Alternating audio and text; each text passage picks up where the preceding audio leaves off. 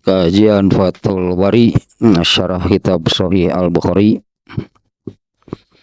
Kitabul Manaqib, ya tentang keutamaan. Sering juga di kita ini diartikan budi pekerti, itu yang baik. Sebetulnya kalau dalam dunia Islam akhlak sebutannya ya, al-akhlakul karimah.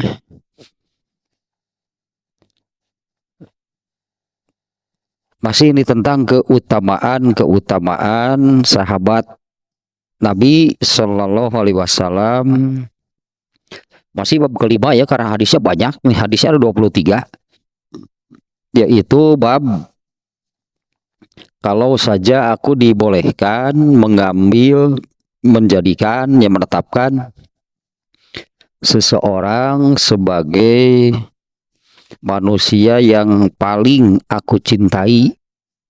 Nah, judulnya demikian ya. Ternyata yang dimaksud oleh Imam Al-Bukhari dengan judul seperti itu adalah Abu Bakar. Ya, kalau saja aku dibolehkan menjadikan seseorang sebagai yang paling aku cintai, ya, judulnya demikian. Itu potongan hadis. Nah, di hadis 3 hadis awalnya, 3 hadis yang pertama dalam bab ini adalah law kuntu muttakhizan khalilan latakhadtu Abu Bakrin. Ya, kalau saja aku dibolehkan menjadikan seseorang yang paling aku cintai, pasti aku akan menetapkan Abu Bakar orangnya.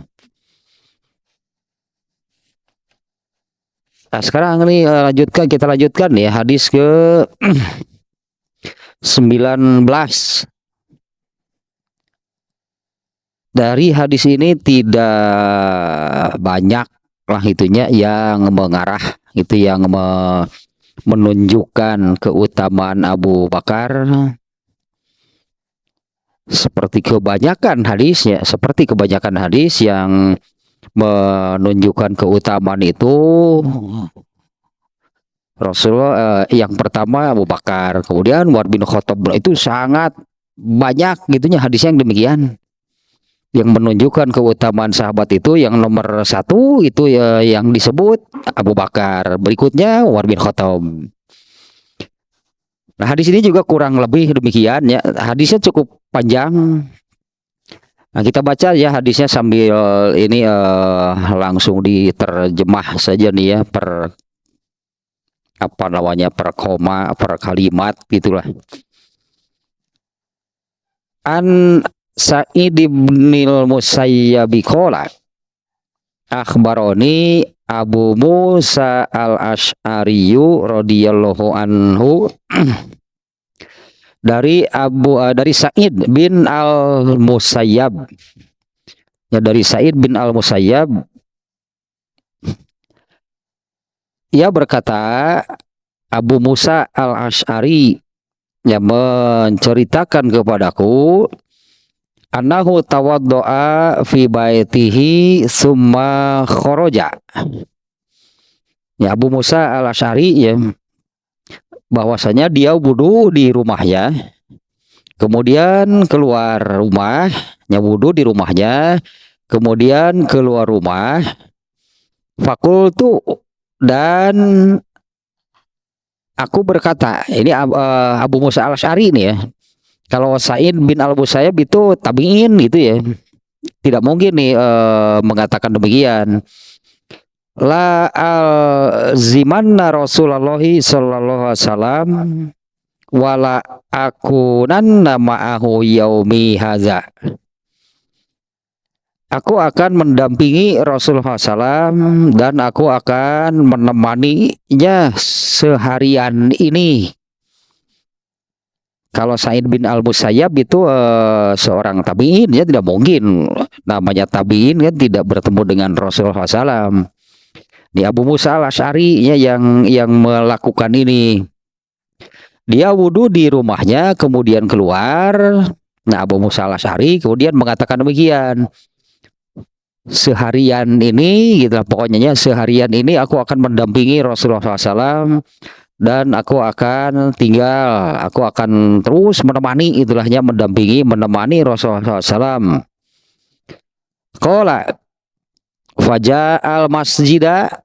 Nah, kata Sa'id bin Al-Musayyab lagi, kemudian dia Abu Musa Al-Asy'ari datang ke masjid.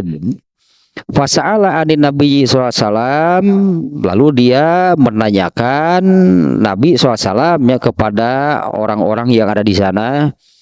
Dia menanyakan Nabi SAW, faqalu kharaja wa wajjaha huna. Nah, orang-orang di dalam masjid mengatakan, ya dia menanyakan Nabi, orang-orang yang berada di dalam masjid mengatakan, beliau telah keluar dan pergi ke arah sana. Ya sambil menunjuk gitu ya, sambil ditunjuk arahnya tentunya ya. Fa kharajtu ala isrihi as'aluhu anhu hatta dakhala bi arisin. Kemudian aku keluarnya meninggalkan masjid, lalu aku mengikuti jejak Rasulullah SAW hingga tersusul, katakanlahnya tersusul siapa Abu Musa Al-Asy'ari ini melihat Rasulullah SAW sedang masuk ke, nah ini satu tempat namanya Bi'ru Aris. Seringnya di dalam ini disebutnya sumur sih, kalau bi'run terjemah kitanya sumur. Hanya kalau mendengar sumur, ya sumur di kita lagi yang terbayang, sumur timba. Nanti di sini dikisahkan Rasulullah itu duduk di pinggir sumur. Ah, itu jadi cilakaan.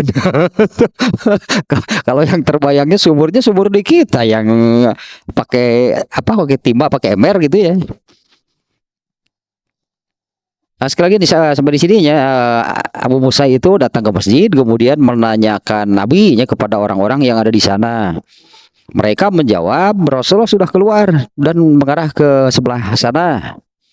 Kemudian aku keluarnya aku mengikuti jejak Nabi SAW dan aku bertanyalah kepada as'alu anhu, pokoknya aku bertanya kepada siapa saja yang aku temui tentang Rasulullah SAW.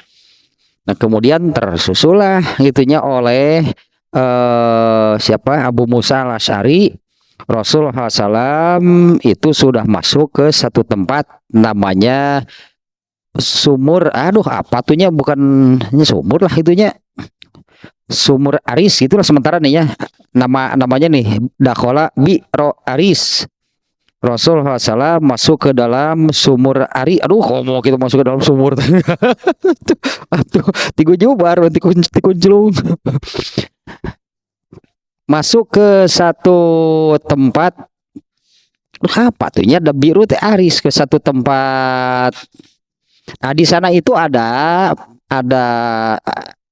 di sini ya ada selokan, itu telah ada selokan atau parit kecil. Tadi disebut sumur gitu karena di situ ada air.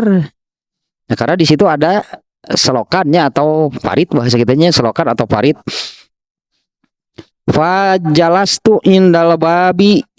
Kemudian aku duduk di pintu. Nah, ternyata ini tempatnya di pagar, itu tempatnya itu ya di pagar, ada pintunya. Nah, di dalamnya itu banyak pohon kurma, di situ ada aliran air.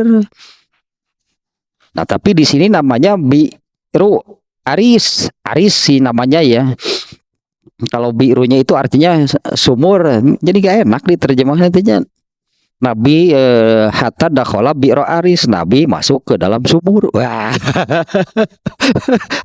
sumur yang ada di kita lagi yang terbayang. Aduh. Fajalastu indal babi wa babuha min jaridin, kata Abu Musa Al-Asy'ari ya. Kemudian aku duduk di pintu tempat lah gitunya. Aku duduk di pintu tempat tersebut, di mana pintunya itu terbuat dari pelepah kurma. Hatta qada Rasulullah sallallahu alaihi wasallam hajatahu fatawaddoa. Nah, ternyata gitunya Rasulullah SAW datang ke tempat ini maksudnya adalah untuk qada hajat itu buang air besar. Ya Rasulullah SAW datang ke sana itu sengaja ya untuk buang air besar. Fatawaddoa. Kemudian beliau wudhu. Jadi ini Abu Musa al-Asy'ari ini sudah bisa menyusul Nabi, dan Abu Musa itu tahu bahwa Nabi itu masuknya ke satu tempat namanya tadi Bi'ru Aris. Ditutup pintunya oleh Rasulullah SAW. Nah, Abu Musa itu diam itu di luar pintunya. Hingga Rasulullah SAW selesai gitu hanya hingga Rasulullah SAW selesai buang air besar, kemudian wudhu. Fakum tu ilaihi, kemudian nah barulah setelah Abu Musa ini tahu Rasulullah itu sudah selesainya buang hajat atau buang air besar, kemudian beliau wudhu. Fakum tu ilaihi, nah maka segeralah aku berdiri kemudian menghampiri Rasulullah SAW. Faiza huwa jalisun ala bi'ri arisin.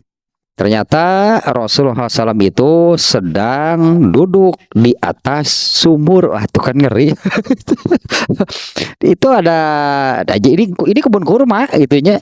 Ini kebun kurma, di dalamnya ada selokan atau parit.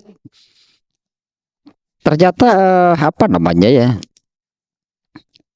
selokan atau parit yang ada di kebun-kebun kurma itu airnya sangat jernih. Sampai sekarang seperti itu di sana. Kalau di kebun kurma itu ada selokannya, ada paritnya, itu airnya sangat jernih. Nah, makanya tadi sebelumnya disebutkannya bahwa Rasulullah SAW itu beliau buang air besar di sana kemudian wudhu. Nah, pakai air itu yang air di parit itu ya, air di parit atau di selokan tersebut. Nah, kemudian aku menghampiri Rasulullah SAW. Ternyata beliau sedang duduknya di pinggir selokan atau parit tersebut. Fatawassato kuffaha wa kasyafa an saqaihi. Dan beliau duduk di atas, nah ada apa namanya ya, di pinggir parit selokan itu dibuat tanah itu yang biasa untuk dipakai duduk.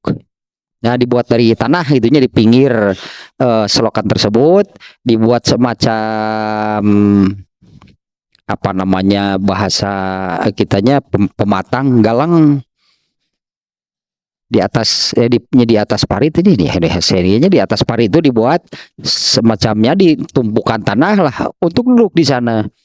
Nah, Rasulullah SAW itu duduk di sana dan beliau duduk di atas pematang, sebutlah pematang itunya, sambil merendam kakinya. Jadi kainnya diangkat, kakinya dimasukkan ke dalam air di parit tersebut. Fasallamtu alaihi, kemudian aku mengucapkan salam. Nah, tadi kan demikian ya. Setelah Rasulullah SAW buang air besarnya, kemudian wudhu, lalu aku menghampiri.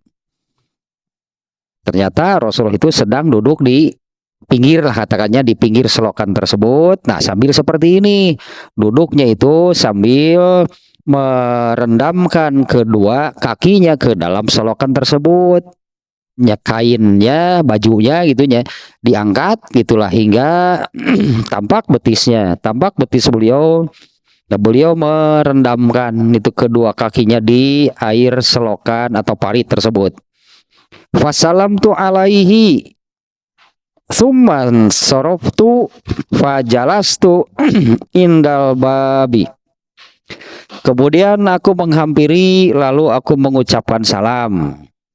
Setelah beliau menjawab, Abu Musa nggak bicara apa-apa, balik lagi. Suman sorop tuh, kemudian aku beranjak. Ini Abu Musa ya, hanya menghampiri, mengucapkan salam, kemudian keluar lagi. Suman sorop tuh, fajalas tuh indal babi, kemudian keluar lagi, kemudian aku duduk di dekat pintu. Fakul tuh, dan aku berkata, la aku nana bawa barasulillahi SAW. Dan aku mengatakan, aku akan menjadi pintu, aku akan menjadi penjaga.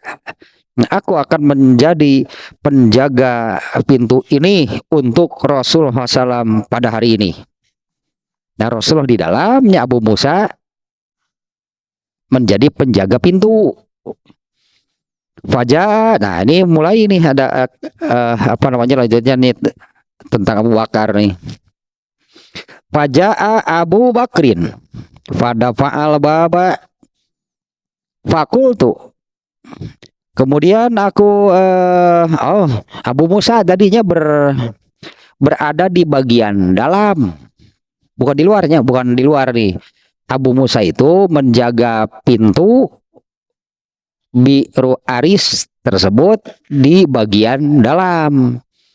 Faja'a Abu Bakrin pada fa'al baba.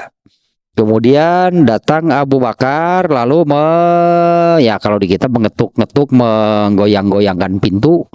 Kalau di riwayat yang lain ya Abu Bakar, kayaknya Abu Bakar itu mengucapkan salam. Fakultu, kemudian aku bertanya, man haza, ini siapa? Fakola, dia menjawab, Abu Bakar.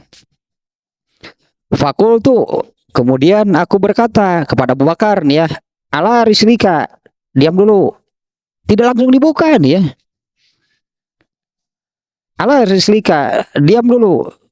Summa zahabtu, kemudian aku pergi mendatangi Rasulullah SAW. Fakultu, lalu aku berkata kepada beliau, ya Rasulullah, haza Abu Bakrin yasta'zinu.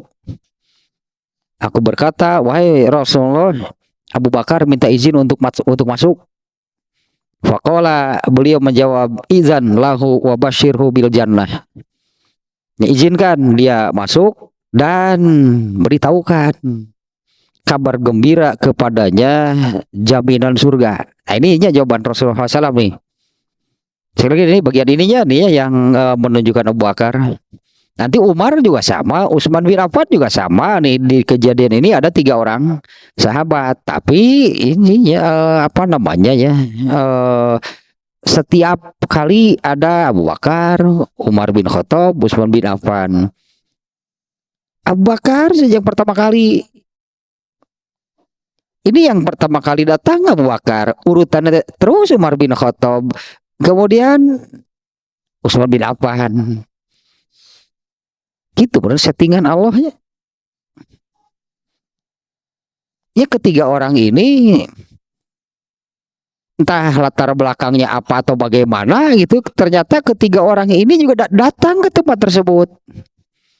Dan urutannya yang pertama Abu Bakar, yang kedua Umar bin Khattab, ketiga Utsman bin Affan. Nah, ini yang sekali lagi di barusannya,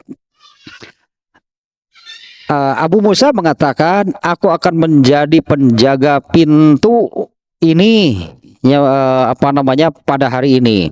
Kemudian Abu Bakar datang, itunya bukan mengetuk pintu sih, karena ini dari pelepah kurma digoyang-goyang mungkin pintunya ya. Abu Bakar datang gitu menggoyang-goyangkan pintu sambil mengucapkan salam. Kemudian aku tanya, ini siapa? Abu Bakar. Kemudian aku katakan, diam dulu di tempat. Jadi tidak langsung dibuka nih ya. Abu Bakar, Abu Musa menemui Rasulullah dulu. Ya, aku menemui Rasulullah, kemudian aku katakan, wahai Rasulullah, Abu Bakar minta izin untuk masuk. Dan beliau mengatakan, izan lahu wa basyirhu bil jannah. Ini ditambah ini lagi ya gitunya. Ini perkataan Rasulullahnya, izan lahu, izinkan atau ya boleh biarkan dia masuk.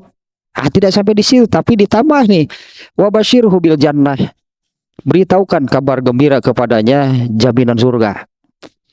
Fa aqbaltu hatta qultu li Abi Bakrin. Nah, kemudian aku balik lagi menemui Abu Bakar dan aku mengatakan kepada Abu Bakar, "Udkhul." Ya, silakan masuk. Wa Rasulullah SAW yubasyiruka bil jannah. Ya, masuklah, silakan masuk. Rasulullah SAW memberikan kabar gembira untukmu dengan jaminan surga. Fadakhola Abu Bakrin fajalasa an yamini Rasulullah SAW. Kemudian Abu Bakar masuk, lalu duduk di sebelah kanan Rasulullah SAW. Ma'ahu fil kufi wadalla rijlaihi fil bi'ri kama sona'an Nabi SAW. Nah, kemudian dia duduknya di di pematang tersebut. Kemudian ia pun menurunkan kakinya, menarik bajunya hingga nampak betisnya, sama juga dia memasukkan kedua kakinya ke dalam air pari tersebut, kama son'an Nabi SAW, sebagaimana yang dilakukan oleh Rasulullah SAW. Nyawa kasyafaan sakoihi, yaitu ditarik, apalagi kan Abu Bakar pakaiannya panjang. Ya, Abu Bakar itu kan pakaiannya gamisnya, pakaiannya Abu Bakar itu suka itu memakai pakaian yang hingga menyapu lantai. Ya, makanya ditarik pastinya ke ke atas gitu, sehingga tampaklah kedua betisnya, lalu merendamkan kedua kakinya di air tersebut. Dua aneh nyerocai ya, suku udah tahu cengange. Kebayangnya ya Rasulullah SAW dan Abu Bakarnya.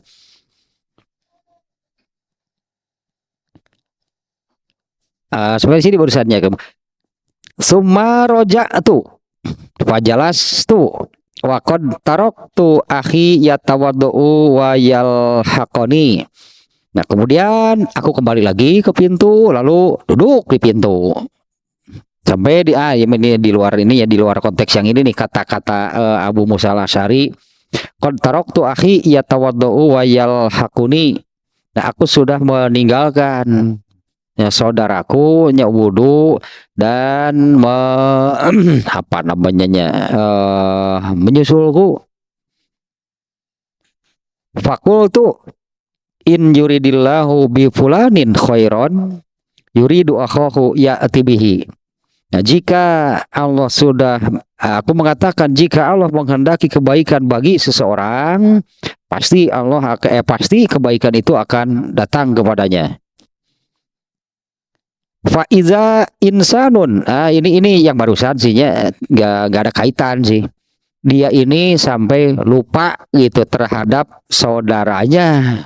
Ya, karena dia sudah mengatakan demikian bahwa aku akan kalau di awalnya, aku akan mendampingi dan akan menemani Rasulullah SAW seharian ini pokoknya. Nah, tadi Abu Musa mengatakan sampai aku ini lupa itunya dengan saudaranya. Nah, sekarang ini yang kedua nih. Faiza insanun yuharrikul baba. Kemudian ada lagi nih satu orang yang menggoyang-goyangkan pintu. Fakultu, lalu aku tanya, man haza, ini siapa? Fakola, ia menjawab, Umar bin Khattab. Ya, ia menjawab Umar bin Khattab.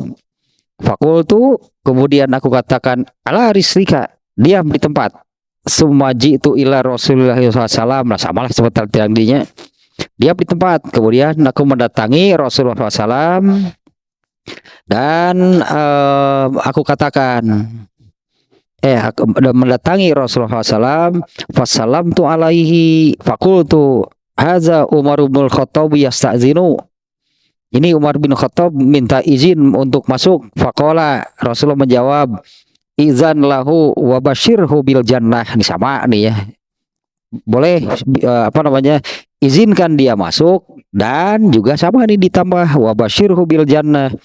Beri tahukan kabar gembira kepadanya jaminan surga.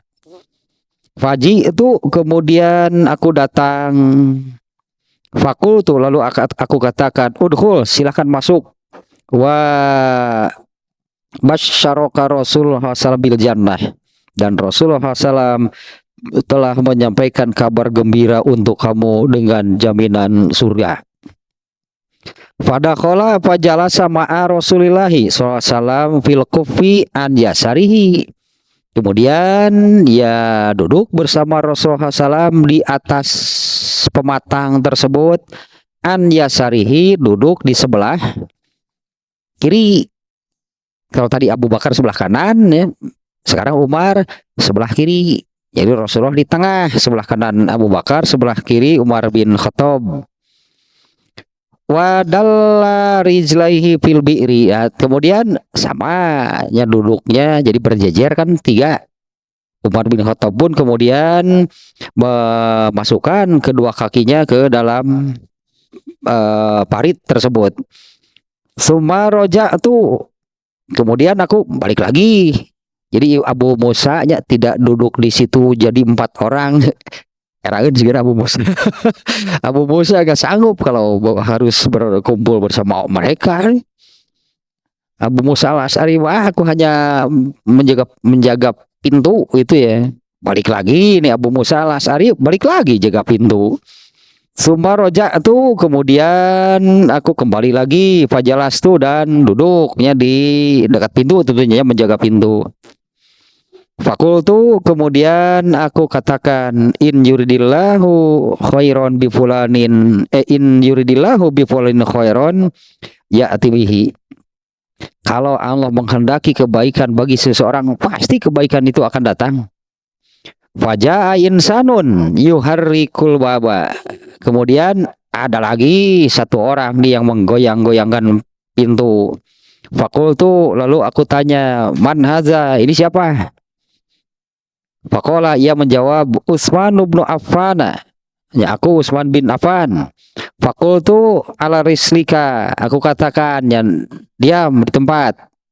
Faji'tu ila Rasulillah SAW fa akhbartuhu, kemudian aku mendatangi Rasulullah SAW dan mengabarkan kepada beliau. Faqala, kemudian Rasulullah berkata, izan lahu wa basyirhu bil jannah. Ala balwa tusibuhu, biarkan dia masuk, dan sama nih juga nih wabasyirhu bil jannah, izan lahu, ya, biarkan dia masuk, izinkan dia masuk, wabasyirhu, dan beri dia kabar gembira jaminan surga. Tapi ieu mah aya emel-emelan ieu mah, ala balwa yusibuhu, dengan bala apa namanya bagi kitanya, dengan bala, dengan ujian lah itunya, banyak itu, bahkan dengan banyak ujian yang akan menimpanya. Nah, ini kata-kata Rasulullah SAW-nya untuk Utsman bin Affan seperti ini. Izan lahu, biarkan, ya, izinkan dia masuk. Wa basyirhu bil jannah, beri dia kabar gembira jaminan surga. Ala balwa, tapi gitulah untuk Utsman bin Affan mah, ala balwa tusibuhu,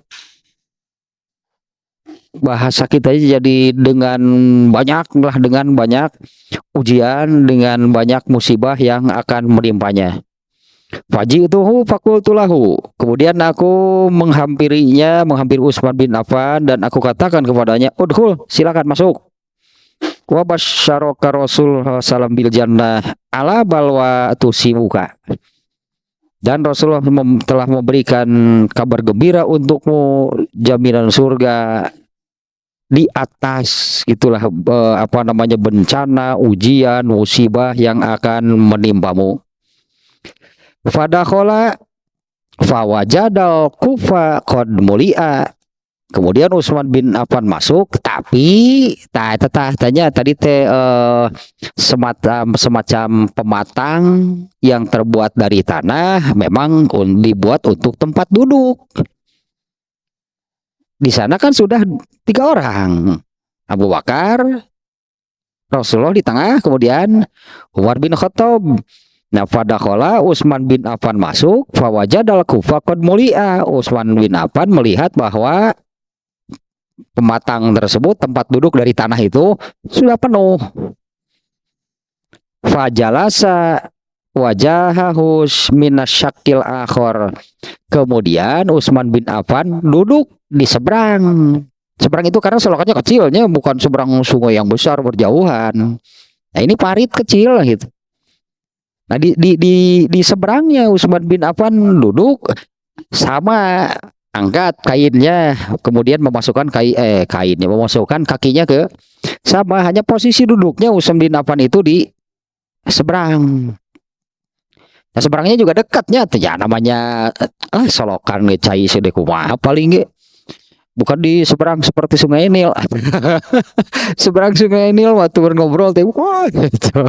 Gegerawokan kedua ke intercom. Ini berhadapan sih, berhadapan karena ini sungainya juga sungai, bukan sungai. Selokan atau parit kecil itulah. Nah, Utsman bin Affan masuk, dia mendapati tempat duduknya sudah penuh. Ya, lalu ia duduk di seberang Rasulullah SAW. Nah, sampai di sana nih yang dikisahkan oleh Abu Musa Al-Asy'ari. Nah, ini hadisnya diantaranya yang menunjukkan yang disebut dengan yang kemudian kan semuanya ada 10 orang sahabat yang dipastikan masuk surga tanpa hisab. Ini diantaranya ya yang menunjukkannya di sini nih 3 orang ini kan, diantara yang 10 ini 3 orang ini nih, Abu Bakar, Umar bin Khattab dan Utsman bin Affan. Qala Syariq bin Abdullah qala Sa'id bin Musayyab. Syariq bin Abdullah berkata, Sa'id bin Al-Musayyab ini kan di awal tadi rawinya Sa'id bin Al-Musayyab. Ya, Sa'id bin Al-Musayyab berkata, di awal tadinya mengatakan seperti ini, telah menceritakan kepadaku Abu Musa Al-Asy'ari. Nah, kemudian Abu Musa Al-Asy'ari menceritakan lahnya kejadian yang dialami. Nah, ini di akhir hadisnya nih, kata Syariq, Sa'id bin Al-Musayyab mengatakan, awal taha kuburohum. Ya Pak, ini ya settingan atau skenario Allah gitulahnya. Ini kata Sa'id bin Al-Musayyab, 3 orang. Pertama Rasulullah SAW, kemudian Abu Bakar, kemudian Umar bin Khattab. Itu seolah-olah duduknya kan berbaris berjejer 3 orang. Tapi ketika Utsman bin Affan datang, dia tidak berbaris di sana duduknya, dia duduknya di seberang. Ini kata Sa'id bin Al-Musayyab, awal taha saya memahami, saya menyimpulkan kejadian itu menunjukkan bahwa kuburan Utsman bin Affan memang terpisah. Dari situ juga jadi sudah sudah diisyaratkan gitulah oleh Allah ya. Kata Sa'id bin Al-Musayyab, awal taha, nah saya takwilkan, saya tafsirkan, saya artikan gitulahnya, kejadian itu kuburohum, ini tentang kuburan mereka. Nah ternyata kan kuburan Rasulullah SAW, Abu Bakar, Umar bin Khattab, nah itu kan memang seperti itu. Ini kuburannya ya sampai hari ini atau dipindahkan kuburannya ke. Ya sampai hari ini kan kuburan Rasulullah SAW itu ada di, kalau sekarang gitu ya, itu sudah terkurung gitu, sudah terkurung ada di dalam Masjid Nabawi. Tapi di kuburan tersebut bukan hanya kuburan Rasulullah. Sampai hari ini Umar bin Khattab juga dikubur di sana, Abu Bakar juga dikubur di sana. Jadi sampai sekarang di situ ada 3 kuburan, Rasulullah, Abu Bakar dan Umar bin Khattab. Kalau Umar bin Khattab dia memang yang minta, saya ingin dikuburkan dekat Rasulullah SAW. Kalau Aisyah justru nggak mau. Kalau Aisyah justru minta, saya jangan dikuburkan di sana. Kalau Umar bin Khattab minta kuburannya minta dikuburnya di dekat Rasulullah SAW kalau Aisyah istrinya justru tidak di sana atas permintaan Aisyah. Ya Aisyah meminta gitu jasadnya tidak dikuburkan di sana. Nah inilah menunjukkan ya saya kira ini hanya sekilas saja demikiannya. Kalau tentang keutamaan Abu Bakar di sini pun itu yang pertama yang pertama Abu Bakar, kemudian berikutnya Umar bin Khattab. Nah, kalau dari ketiga orang ini semuanya. Ini semuanya hanya tiga orang ini oleh Rasulullah SAW sudah disebutkan dengan kata-kata beri kabar gembira kepadanya dengan jaminan surga. Ini kok tiga orang ini kan sama ya, tapi melihat urutannya, yang pertama datang ke sana Abu Bakar, kemudian, nah ini sering itunya kalau disebut itu tiga orang itu Abu Bakar yang pertama, kemudian Umar bin Khattab, kemudian Utsman bin Affan.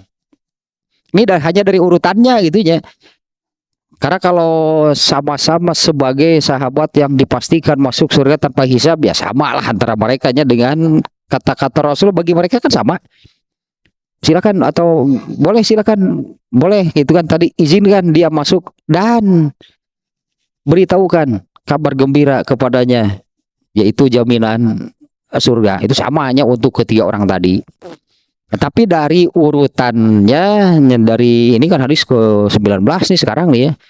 Ini hadis ke-19. Nah, dari beberapa hadis sebelumnya di dalam bab ini ketika menyebutkan tiga orang lah katakannya Abu Bakar, Umar bin Khattab, Utsman bin Affan, urutannya selalu seperti itu. Ada juga yang Utsman bin Affan tidak dibawa. Yaitu ketika Rasulullah mengisahkan mimpinya mengambil air dari sebuah sumur ya mengambil air dari sebuah sumur itu benar pakai ini pakai kerekan pakai timahnya betul itu di sumur nak itu mengambil airnya urutannya aku ambil air sebanyak yang dikehendaki Allah, artinya entah seberapa banyak lah gitu ya. Kemudian dilanjutkan oleh Abu Bakar. Setelah itu dilanjutkan oleh itu urutan di hadis ini pun demikian itulahnya. Dan juga nih ya itu tambahannya ini diantaranya hadis yang menunjukkan itu Abu Bakar, Umar bin Khattab dan Utsman bin Affan itu tadinya dijamin itu masuk surga tanpa hisab. Nah ini tentang sumur Aris tadi tentang sumur Aris. Di dalam hadis lain ada gitu yang kita baca nih hadisnya nih ya biar langsung ini nih, dari hadisnya nih.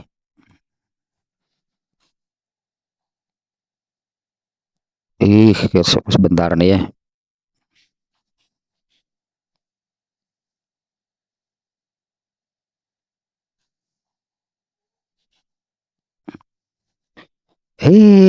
Sebentar nih ya, lebar ya hadisnya. Nah, iya. Nah, ini nih hadisnya kurang lebih demikian nih. Anas bin Malik, ya dari Anas bin Malik bahwa ketika Abu Bakar diangkat menjadi khalifah, dia menulis surat kepadanya tentang zakat. Sedangkan ukiran pada cincin tersebut terdapat 3 baris. Baris pertama bertuliskan Muhammad, baris kedua bertuliskan Rasul, baris ketiga bertuliskan Allah. Di hadis yang lain nih ya, Rasulullah SAW itu membuat cincin dari emas. Maksudnya bukan mau memakai cincin Rasulullah itu, tapi nah itu di cincinnya itu ada tulisan Muhammad Rasul Allah. Jadi Muhammad Rasulullah. Nah, ternyata cincin itu adalah untuk tanda tangan stempel apabila Rasulullah SAW menulis surat. Nah, maka yang nulis orang lain kan, karena Rasulullah kan nggak akan ditemukan tulisan Rasulullah karena beliau tidak pernah menulis. Termasuk kan pengumpulan Al-Quran kan, Rasulullah kan membacakan ayat Al-Quran yang baru diterimanya, kemudian dicatat oleh sahabat yang oleh Rasulullah ditunjuk sebagai para penulis wahyu. Ada 7 orang sahabat, Kutabul Wahyi namanya. Nah, termasuk juga mereka ini yang diperintah oleh Rasulullah untuk menulis apabila beliau mau menulis surat. Beliau yang membacakan. Ditulis oleh sekretaris. 7 Rasulullah sekretarisnya gitu. 7 bukan 1 bukan 2. Nah, kalau sudah selesai, nah dicap gitu, nah pakai cincinnya, ada tulisan di cincinnya Muhammad Rasulullah gitu tulisannya. Nah, bahkan dijelaskan rinci nih oleh Anas bin Malik nih ya. Pada cincin tersebut terdapat 3 baris. Baris pertama bertuliskan Muhammad, baris kedua bertuliskan Rasul, dan baris ketiga bertuliskan Allah. Abu Abdillah mengatakan, sedangkan teman soal ini ya. Nah, kesini nih, cincin Nabi Sallallahu Alaihi Wasallam berada di tangan beliau, dipakai gitunya oleh Rasulullah. Asalnya cincin Rasul itu terbuat dari emas. Ternyata orang-orang, ya para sahabat, ramai kemudian membuat dan memakai cincin dari emas. Buka itu diganti oleh Rasulullah. Kemudian Rasulullah digantinya, Rasulullah membuat, karena Rasulullah itu memakai cincin yang stempel. Rasul itu untuk stempelnya memakai cincin, dan Rasulullah itu memakainya. Tadi kan ada tulisan, itu dibalik, jadi tulisannya itu ada di bagian dalam, dari luar nggak nampak ada tulisan. Jadi Rasulullah memakai cincin itu untuk kepentingan stempel, lain pakai batu kalimaya, lain bacan. No, Rasulullah gaya mau pakai cincin naon eta tinggal di jarong lah naon itu. Karena itu teh naon sih teh. Batu akik. Oh, kau mau gitu mah dipercaya, oh batu ieu mun kabuheulan sok kasupkeun kana gelas. Kana cai terus nginum udah. Cager tah. Satu kurang kayak batu ali kebukulan aja nginum. Nah, cincin Nabi SAW berada di tangan Nabi, artinya memang dipakainya untuk tujuan seperti itu. Lalu di tangan Abu Bakar setelah Rasulullah meninggal, nah cincinnya itu entah dipakai atau enggak sihnya, pokoknya disebutlah dipakai oleh Abu Bakar. Lalu kemudian Abu Bakar meninggal, lalu cincin itu dipakai oleh Umar bin Khattab. Ketika berada di tangan Utsman bin Affan, Umar bin Khattab meninggal, cincin Rasulullah nih ya pindah tangan lagi ke Utsman bin Affan. Nah, iya Utsman bin Affan. Dia duduk-duduk di dekat sumur Aris. Yang ini nih ya sumurnya nih ya. Jadi ini kejadiannya kan mau berapa tahun kemudian ketika Utsman bin Affan sebagai khalifah. Rasulullah meninggal, khalifah pertama Abu Bakar. Ini tentang cincinnya ya. Dari Rasulullah pindah tangan ke Abu Bakar. Abu Bakar meninggal, cincin Rasulullah ini pindah tangan ke Umar bin Khattab. Umar bin Khattab meninggal, pindah tangan ke Utsman bin Affan. Nah, ini kejadiannya seperti ini nih. Ketika berada di tangan Utsman bin Affan ya, dia duduk-duduk di dekat sumur Aris. Nah, sigana teh ieu tah menafaktilas urang kejadian dia. Lalu dia mengeluarkan cincin tersebut dari tangannya dan mempermainkannya. Ada suara kudu kitu buran kejadian anaknya. Dibuka terus sedikit gitu cincin dia membukanya cincin tersebut dari tangannya lalu mempermainkannya. Tiba-tiba cincin tersebut terjatuh ke dalam air. Lalu kami berusaha mencarinya bersama. Ini Anas bin Malik ya. Ini kan yang menceritakan Anas bin Malik. Nah, lalu aku berusaha itu mencarinya bersama Utsman bin Affan selama 3 hari dengan mengeringkan air sumur tersebut sedikit demi sedikit, namun tidak juga ditemukan. Akhirnya hilanglah cincin Rasulullah SAW di sana. Ini lokasinya sumur Aris ini di dekat Kuba. Kalau yang pernah ke sana pasti tahu Masjid Kuba. Nah, di dekat itulah, hanya di dekat Masjid Kuba, tah lokasi sumur ini. Nah, di sana cincin Rasulullah itu hilang. Cuman kali kecobaan bedah gendei sugan atau ayah ada cincin Rasulullah yang tulisannya dari peraknya ya, karena yang kalau yang dari emas itu di awal Rasulullah memakai cincin itu dari emas, kemudian banyak sahabat yang ikut-ikutan pakai cincin, buka oleh Rasulullah, ganti pakai perak, para sahabat juga ganti pakai perak. Gitu tah hari idola itu tah. Kemarin kan siapa yang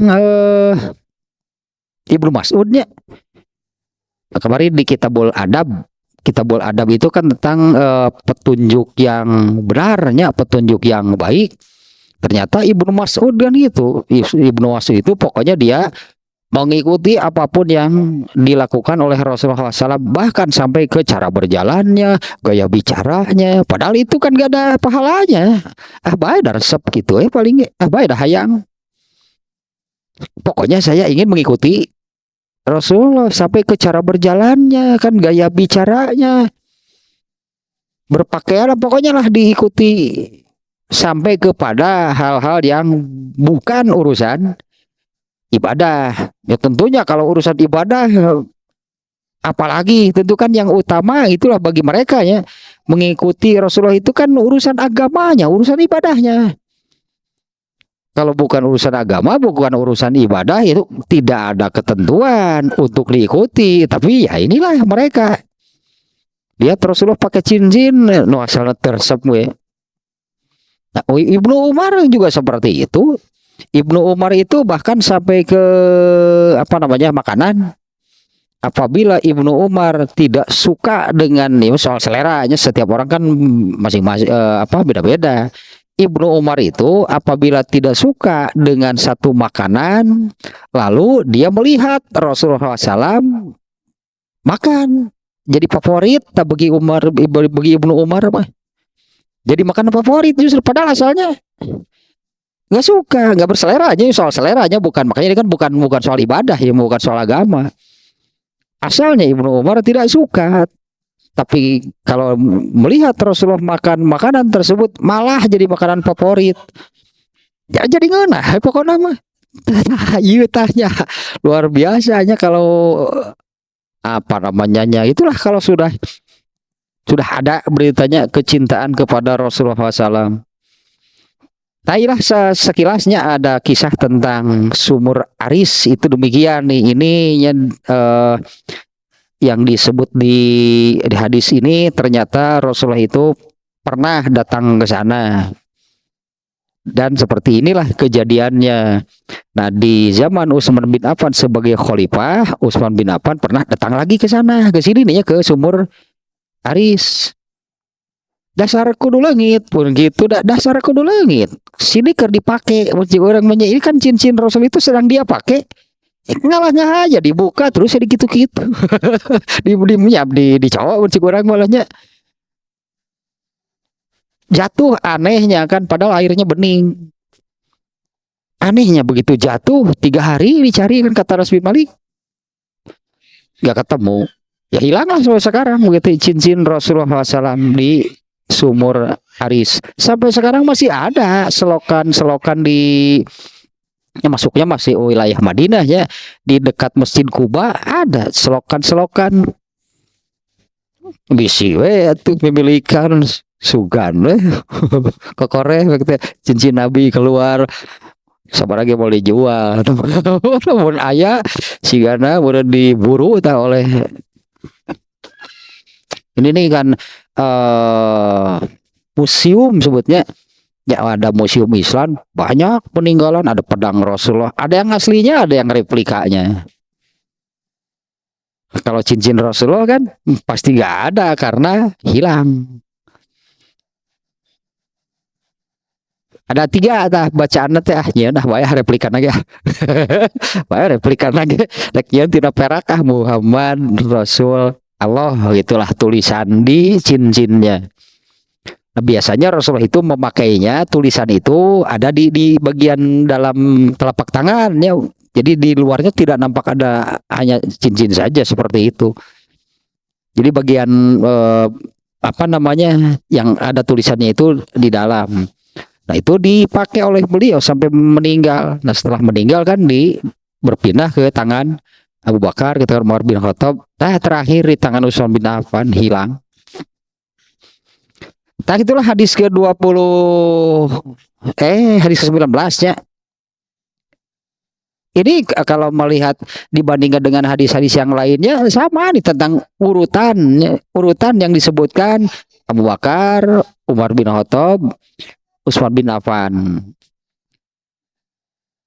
Nah, tapi di sini nih ada ya ininya tentang bagi ketiga orang ini Rasulullah SAW ketika mempersilahkan mereka masuk ditambah gitu oleh Rasulullah, biarkan dia masuk, wabasyirhu bil jannah. Nah itu ada kalimat tersebutnya dengan urutan tetap Abu Bakar, Umar bin Khattab, kemudian Utsman bin Affan. Nah, kita lanjutkan lagi nih. Hadis berikutnya hadis ke-20. Ini pendek juga tidak terlalu apa namanya sama tentang urutan, tetap saja itu yang disebut oleh Rasulullah. Nah, hadis yang ke-20 An Anas bin Malikin radhiyallahu anhu haddatsahum. Ya dari Anas bin Malik ya semoga Allah meridhoinya. Anna Nabiyya sallallahu alaihi wasallam so'ida Uhudan wa Abu Bakrin wa Umaru wa Utsmanu. Ini Anas bin Malik nih yang menyebut. Farojafa bihim faqala usbut uhudu fa inna alaika nabiyyun wasiddiqun wasyahidani. Dari Anas bin Malik, ini bahkan Anas bin Malik pun itunya ini Anas bin Malik ya mah tetap Anas bin Malik gitu nyebut urutan teh. Anas bin Malik mengatakan anna Nabi sallallahu alaihi wasallam so'ida Uhudan. Nabi sallallahu alaihi wasallam naik ke Gunung Uhud. Wa Abu Bakrin, Anas bin Malik pun menyebutnya dengan urutan gitu nih. Uhud orang katukangkeun atau mending di kata sambungnya di depan nih ya. Nabi SAW, Abu Bakar, Umar bin Khattab dan Utsman bin Affan naik ke Gunung Uhud. Nah gitu di bahasa Indonesia mudah-mudahan. Ya Rasul Nabi SAW, Abu Bakar, Umar bin Khattab, Utsman bin Affan naik ke Gunung Uhud. Farojapa bihim. Kemudian Gunung Uhud itu bergetar. Bihim, nah ini baknya sababiahnya karena itu dinaiki oleh mereka nih. Gunung Uhud itu bergetarnya karena dinaiki oleh mereka. Faqala, kemudian Nabi SAW bersabda, usbut Uhud, diamlah kamu Uhud. Tegenah caranya. Itu jadi oyak-oyakan gitu. Nah diamlah kamu Uhud. Fa inna alaika nabiyyun wasiddiqun wa syahidani. Nah diamlah kamu Uhud, sesungguhnya di atas kamu itu ada seorang nabi. Ini nakirohnya disebutnya karena di atas kamu itu ada seorang nabi, wasiddiqun seorang siddiq, dan syahidani dua orang syahid. Syahidnya ini kata-katanya syahidani dua orang syahid. Kalau Abu Bakar siddiq, Umar bin Khattab dan Utsman bin Affan syahid. Padahal kan dua orang yang disebut syahid ini tidak gugur di medan perang. Kalau Abu Bakar ini di akhir ini nih ya, Ibnu Hajar Al Asqalani ini menambahkan penjelasan. Nah, kita ini dulunya ke ini Ibnu Hajar Al Asqalani mengatakan Abu Bakar itu meninggal. Penyebabnya ada yang menyebut karena sakit TBC, ada juga yang menyebutkan Al-Waqidi, ini diantaranya yang menyebutkan Abu Bakar itu meninggal setelah dia mandi pada musim dingin yang ekstrim. Jadi sananya di Madinah ya, mandi pada waktu cuaca dingin yang ekstrim. Kemudian ia demam selama 15 hari lalu meninggal. Abu Bakar bahkan tidak mati terbunuh ya. Ada yang menyebut karena sakit, sehingga ada yang menyebut karena sakit TBC, ada juga yang menyebutkan sakitnya itu setelah ia mandi itu pada cuaca dingin yang ekstrim sebutannya ya, lalu menderita demam selama 15 hari. Abu Bakar As-Siddiq ini meninggal pada bulan Jumadil Akhir tahun 13 Hijriah. Masa kekhalifannya adalah 2 tahun 3 bulan sekian hari. Ya, masa kekhalifahannya adalah 2 tahun 3 bulan sekian hari. Dan dia meninggal, Abu Bakar meninggal dalam usia sama dengan Rasulullah ternyata 63. Ya, Abu Bakar walam yakhtalifu annahu istakmala sinnan Nabi SAW famata wa huwa ibnu salasin wa sittina. Nah, Abu Bakar pun meninggalnya dalam usia yang sama dengan Rasulullah SAW, yaitu 63. Nah, kembali ke hadis yang nomor 20 tadinya, Rasulullah SAW, Abu Bakar As-Siddiq, Umar bin Khattab dan Utsman bin Affan naik ke Gunung Uhud, lalu Gunung Uhud itu bergetar. Kemudian Rasulullah bersabda, "Diamlah kamu wahai Uhud, sesungguhnya di atas kamu itu ada seorang nabi, seorang siddiq, dua orang." Nah, inilah kualitas manusia. Inilah mereka. Ya, kualitasnya ditunjukkan oleh kejadian Gunung Uhud saja. Gadeg-deg, kunci bahasa Sunda malahnya, Gunung Uhud saja bergetar nih dinaiki oleh mereka. Nah, inilah di antara semua sahabat kan ya. Semua sahabat itu kan Rasulullah sudah menyebutkan itulah generasi manusia terbaik sepanjang masa, yaitu Rasulullah dan para sahabat. Di antara semua sahabat, nah inilah 3 teratas, Abu Bakar, Umar bin Khattab dan Utsman bin Affan. Tambah seorang nabi naik ke Gunung Uhud, ngarampayak tah ke Gunung Uhud dia. Ini gede lah ngarampayak mun sigurang nya mun jelema teh mah geus ngerupruk mun itu teh Gunung Uhud teh. Nah, dinaiki oleh ketiga orang ini, 4 orang ya, Nabi SAW, Abu Bakar dan Umar, ada juga Utsman bin Affan. Rasulullah menyebutnya Abu Bakar itu Siddiq, kemudian Umar dan Utsman itu syahid. Padahal Umar bin Khattab meninggalnya bukan dalam perang. Umar bin Khattab meninggal di rumahnya. Utsman bin Affan juga meninggalnya bukan dalam perang, tapi jelas mereka itu sedang berjihad. Hidup mereka itu sepenuhnya jihad di jalan Allah. Rasul di sini menyebut syahid dia. Jadi situasinya yang disebut mati syahid itu bukan hanya meninggalnya di medan pertempuran berperang. Umar bin Khattab meninggal di rumahnya. Utsman bin Affan itu juga. Nah, kita lanjutkan nih sedikit lagi lah. Hadis 21 kita lewat. 21-nya karena hadis ini menunjukkan Rasulullah menimba air kemudian dilanjutkan oleh Abu Bakar. Abu Bakar itu baru 1, 2 ada kelemahan tapi diampuni oleh Allah. Persis sama dengan yang hadis keberapa lah itunya yang sebelumnya, bahkan ini lebih pendek. Nah, hadis ke-22.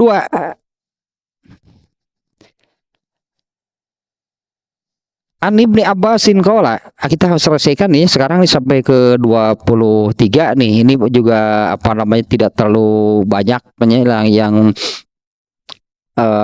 perlu dijelaskan karena sampai ke hadis yang yang ke berapa tadi, yang ke-19, yang ke-20 itu sudah jelaslah menunjukkan keutamaan Abu Bakar, di mana apabila disebut Nabi, sahabat, pasti Abu Bakar itu yang disebut pertamanya, itu sudah menunjukkan demikian.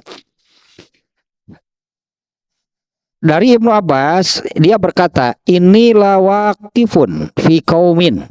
Sesungguhnya aku sedang berada di antara para sahabat. Ya, aku sedang berada di antara para sahabat. Pada awullaha li Umar bin Khattab. Saat itu orang-orang sedang mendoakan Umar bin Khattab. Ini hari meninggalnya Umar bin Khattab nih hadis ini nih. Aku sedang berada di tengah orang-orang. Dan mereka, hanya para sahabat, berdoa kepada Allah li Umar bin Khattabi, yang mendoakan Umar bin Khattab. Waqad wudi'a ala saririhi, saat itu Umar bin Khattab sudah dibaringkannya di atas sebuah tikar, itulah saririhi. Iza rajulun, ini kata Ibnu Abbas nih. Iza rajulun min khalfi qad wada'a mirfaqahu ala mankibi.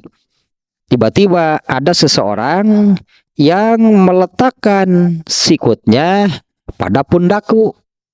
Itu benar-benarnya ke pundak gitunya. Kata Ibnu Abbas nih, aku sedang berada di tengah para sahabat mendoakan Umar bin Khattab yang sudah dibaringkan di atas sebuah tikar. Lalu ada seorang dari belakangku itu meletakkan sikutnya di pundakku. Yaqulu, orang itu mengatakan, rahimakallah, mudah-mudahan Allah merahmatimu. Kak Ibnu Abbasnya bukan Umar bin Khattab nih. Mudah-mudahan Allah merahmatimu. In kunta la arju an yaj'alakallahu ma'a sahibaika.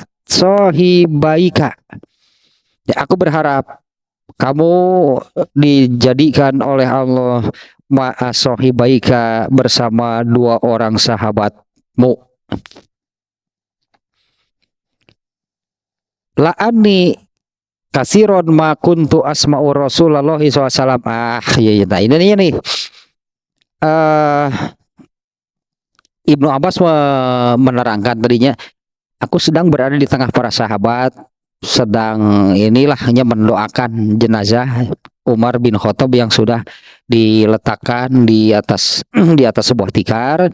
Kemudian ada seseorang yang meletakkan sikutnya di pundakku sambil mengatakan, mudah-mudahan Allah merahmatimu. Ya, sesungguhnya aku berharap Allah akan mengumpulkan kamu bersama 2 orang sahabatmu. Lah ini kasiron makuntu asma'u Rasulullah SAW. Nah, karena aku sering ya mendengar Rasulullah SAW menyabdakan kuntu wa Abu Bakrin wa Umaru. Nah, itu sering, kalimat yang sering diucapkan oleh Rasulullah SAW. Kuntu wa Abu Bakrin wa Umar. Aku pernah, ini kata-kata Rasulullahnya, yang kata orang ini, aku sering nih mendengar Rasulullah mengatakan kalimat seperti ini. Aku pernah bersama Abu Bakar wa bin Khattab. Fa'altu wa Abu Bakrin wa Umaru. Atau Rasulullah itu mengatakan, aku melakukan suatu hal, demikian juga Abu Bakar, demikian juga Umar.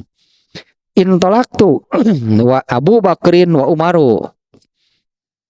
Aku pergi, demikian juga. Nah, ini kalimat-kalimat yang sering diucapkan oleh Rasulullah SAW, di mana Rasulullah menyebutkan aku Abu Bakar Umar, aku Abu Bakar Umar. Ya kalimatnya ya seperti ini kalau dalam bahasa Arabnya, kuntu Abu Bakrin wa Umaru. Dulu aku begini-begini, demikian juga Abu Bakar Umar. Atau faal tuh aku melakukan sesuatu, demikian juga. Atau ini satu lagi nih, intolak tuh maka aku berangkat, demikian juga. Tetap yang disebut ini Abu Bakar dan Umar bin Khattab. Fa'in kuntu la arju an yaj'alakallahu ma'ahuma. Fa'in kuntu la arju an yaj'alakallahu ma'ahuma. Nah, ini terjemah biasa kurang lebih. Aku berharap kamu, ini kata orang yang meletakkan tangannya darinya kepada Ibnu Abbas. Aku berharap Allah mengumpulkan kamu bersama keduanya. Nah, orang itu mengatakan sedemikian. Kata Ibnu Abbas, faltafatu, lalu aku menoleh itu kan. Faiza huwa Ali ibnu Abi Thalib.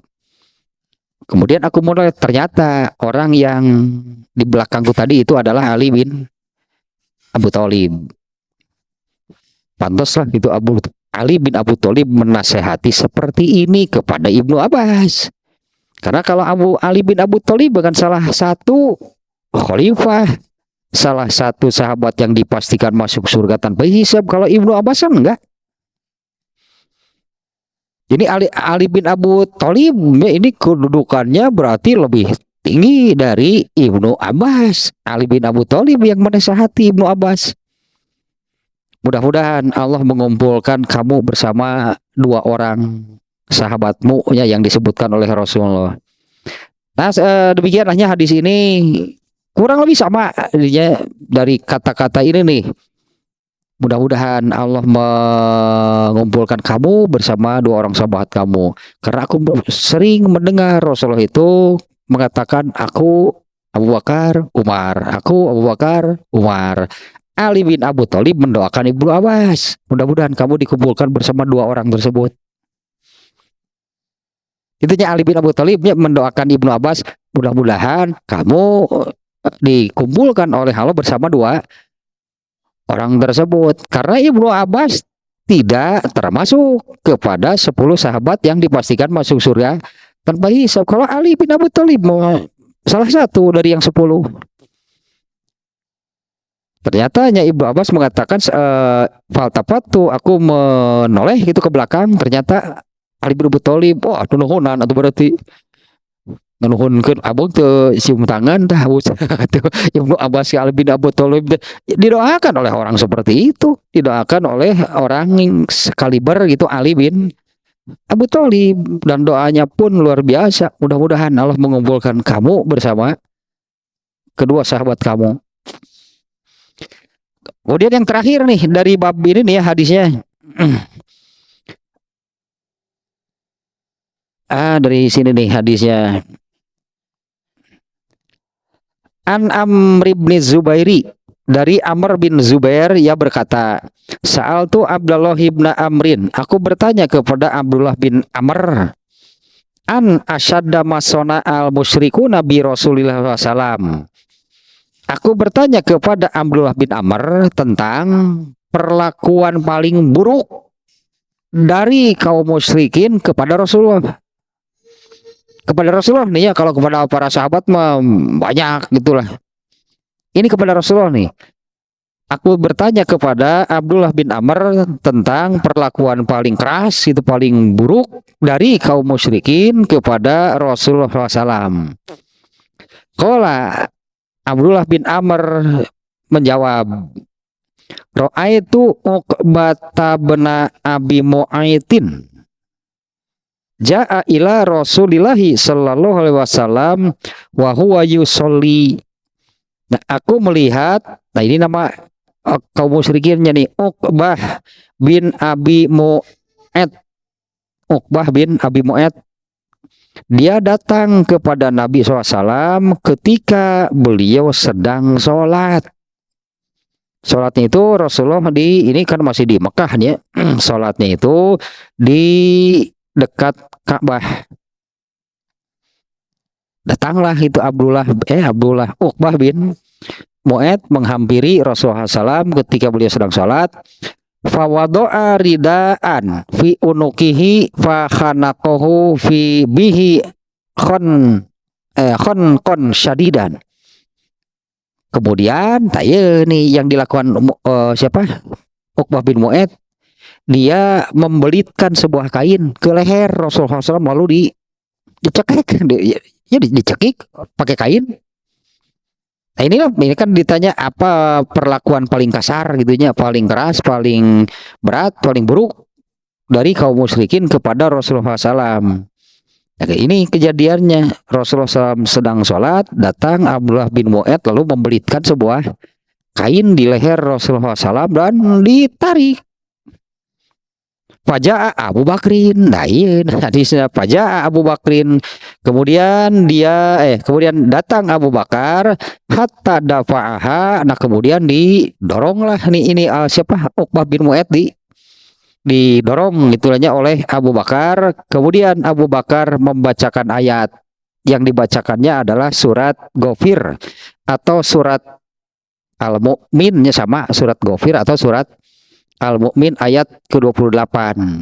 Yang ini ayatnya ataqtuluna rajulan ayyakula rabbiyallah wa qad ja'akum bil bayyinati mir rabbikum. Nah, Abu Bakar datang kemudian mendorong Uqbah bin Mu'ad dan membacakan ayat, apakah kalian akan membunuh seseorang karena dia mengatakan Allah lah Tuhanku. Ini ayatnya demikiannya. Apakah kalian akan membunuh seseorang karena dia mengatakan Allah lah Tuhanku. Wa qad ja'akum bil bayyinati mir rabbikum. Padahal orang itu telah datang kepada kalian membawa penjelasan-penjelasan dari Tuhan kalian. Nah itulah ini hadis yang terakhirnya yang dimuat oleh Imam Al-Bukhari tentang Abu Bakar. Yang ke-23-nya hadisnya yang menerangkan kejadian demikian. Nah, sekiranya tidak perlu dijelaskan lagi, hanya ini di hadis ini ternyata keutamaan diantaranya keutamaan Abu Bakar kan, ini keberaniannya kan luar biasa. Abu Bakar berani mendorong Mu'ad, Uqbah bin Mu'ad. Ini juga nih Uqbah bin Mu'ad ini juga yang bahasa Sunda mah ngerungkup Rasulullah SAW ketika sedang sholat juga. Pada kejadian lain itu dirungkup dengan lambung unta, kadut onta dirungkupkan iya di jelemaana. Dan kawan-kawan si Abu Jahal ada yang kemudian Rasulullah, ya Allah aku serahkan urusan si anu kepadamu. Ternyata semuanya kemudian gugur atau mereka mati pada waktu perang Badar. Ya orang-orang musyriknya yang ini yang suka mengganggu seperti ini diantaranya Uqbah bin Mu'ad. Teruslah beres berartinya cukup panjangnya karena hadisnya banyak nih ya. Imam Bukhari memasukkan 23 hadis nih. Bab law kuntu muttakhidzan khalila.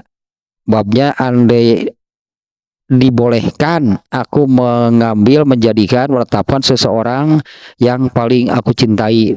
Ya, ternyata yang dimaksud adalah Abu Bakar. Imam Bukhari memasukkan banyak nih hadisnya sampai 23. Bab berikutnya bab ke-6 banyak juga hadisnya. Ini ada berapa nih hadisnya? Babu manaqibi Umar bin Khattabi. Nah, berikutnya sesuai urutan Umar bin Khattab nanti. Ya, bab manaqib Umar bin Khattab Abu Hafs Al-Qurasyi Al-Adawi radhiyallahu anhu. Nah, itulah nantinya yang akan datang sudah masuk ke bab berikutnya tentang Umar bin Khattab.